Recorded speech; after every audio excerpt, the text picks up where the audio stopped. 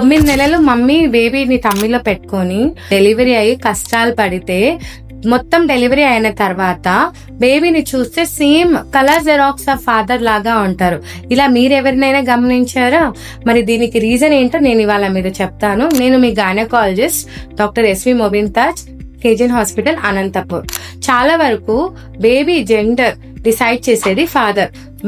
Mother కి ఒకేలాంటి jeans ఉంటాయి, ఎక్స్ క్రోమోజోమ్ ఒక్కటే ఉంటుంది. అదే ఫాదర్ నుంచి 2 రకాల క్రోమోజోమ్స్ వస్తాయి. ఒకటి ఎక్స్ క్రోమోజోమ్, కొన్ని వై క్రోమోజోమ్, 50-50%.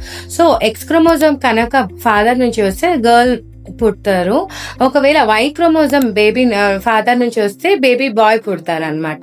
అండ్ ఇది ఒక్కటే కాదండి, చాలా వరకు facial features, height, body build, వాళ్ళ అలవాట్లు, ఎమోషనల్ ఎబిలిటీ, క్యాల్కులేటింగ్ ఎబిలిటీ, ఇవన్నీ కూడా ఫాదర్ నుంచి వస్తాయి.